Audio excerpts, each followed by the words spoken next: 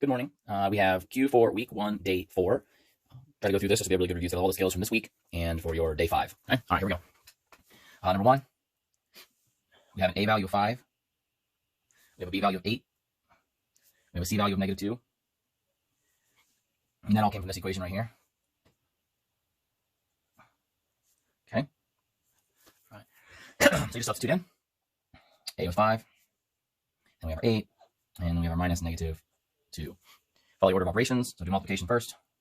That's also multiplication right there, the double negatives. And then we add that all together for 35. So hopefully that's a nice way to start that day off. 2, 1/2 AB, C, I guess, ABC. We have substitute all of our numbers in. 5, 8, -2. Just carefully multiply. That actually cancels that out, so you get -40. All right, number 3, into a little bit of factoring. Okay. We got 400 minus a squared. That's a perfect square minus a perfect square. You can flip it around if you want, or you can factor it right here. Okay, and number 4. A to the 4th plus 16a squared plus 60. This one is just a guess and check. It happens to work out nice that the 6 and the 10 work together there. Okay. And that's it. If this was a perfect square minus a perfect square, go a little bit farther. There's no GCFs or anything. Okay, 5. You've got function form here. So f of x, or f at x, and here's our pattern. Here's our quadratic pattern. Okay, that x will represent our inputs. This f of x represents our output, or our y value. I'm going to go and keep it in function form. And we're just going to try to factor that one because it is factorable. You can use quadratic equation, all kinds of stuff here, but I would bet you your factoring is getting a lot better. I know mine's pretty good right now. And then I did say find the solutions. So we want to know the x-intercepts. So that's our zero product property. So it's when this f of x turns into 0. Okay, you can just leave it like that, or you can imagine that's what's actually occurring here. Okay, nothing different. All right, so we get x values of x minus 10 equals 0, so that gives us 10 for that one, and -2 for the other one. Okay, so then we really have x-intercepts of 10, 0, and -2, 0. Okay, that's all review material there. Let's go to the newer stuff. It's not 100% new, but newer. Number 6, we've got 3x squared minus 4x minus 1 equals 0. Okay, I'm going to pull out my a, b, and c values here to use with my quadratic equation. So a is 3, b is -4, and c is -1. Okay, and we're going to put that in that quadratic equation, quadratic formula. So x is equal to -b plus or minus the square root of b squared minus 4ac, all of that divided by 2a. Okay, I'm going to substitute into that. I think I can squeeze it in over here. -4 plus or minus -4 squared minus 4 times 3 times -1. And then it's all of that divided by 2 times 3. Okay. If this part under the radical ends up being something special, it can be 3 things. It can be a positive number, which will have 2 roots that are both normal real numbers, so 2 solutions. If this part underneath the radical turns into 0, you will only have 1 real root. That means it crosses the x-axis only once. I guess it touches it once. The other one, if it crossed twice, would be 2 roots. And then you can get a negative number in here, which normally I would say is no solution, which is true, but it's just not real. So we're going to end up talking about imaginary numbers a little bit because our bell work uses them a ton. I was going to skip them, but I think we're just going to try to handle them. So this is either coming out positive or 0. Those are real numbers. If it comes out negative, then we have to deal with an imaginary number. Okay? All right, so let's go ahead and do the math then. So I'll have dead air there. So x equals 4 plus or minus the square root of 16 plus 12, all divided by 6.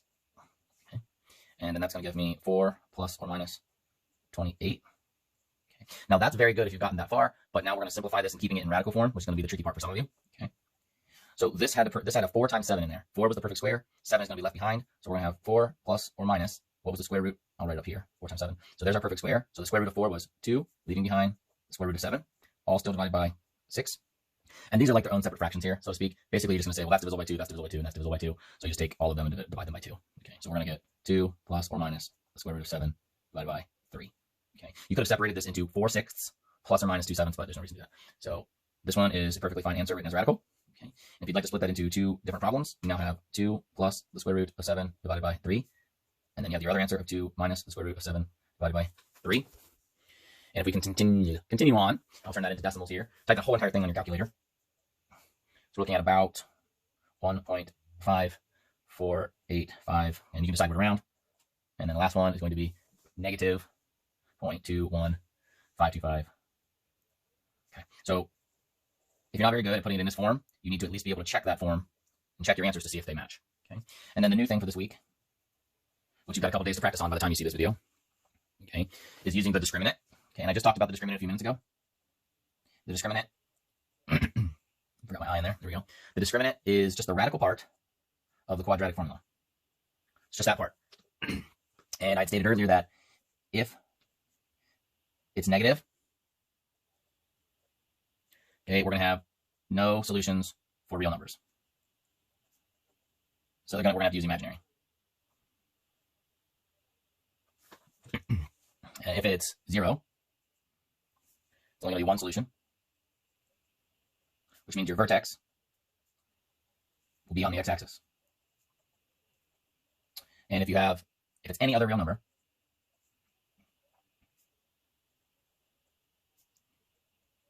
which would pretty much just be positive numbers, we're going to have two solutions.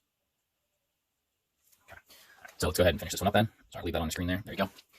All right, so we have 4x squared minus 12x plus 9 equals 0. We have an a value of 4, b value negative 12, and a c value of 9. Now all I'm doing is checking the discriminant. So I'm not even using the full thing here. So negative 12 squared minus 4 times 9. That gives me, if I multiplied right, 144 minus 144 for a square root of 0, which equals 0. So we have one solution. Okay. And then number 8, y equals x squared minus 3. Okay. And I know you probably don't really recognize it, but in vertex form, okay, there was really no reason for them to write it like that in vertex form, but in vertex form it looks like this. Okay. So the vertex then is 0, negative 3. See you guys later. Have a good one.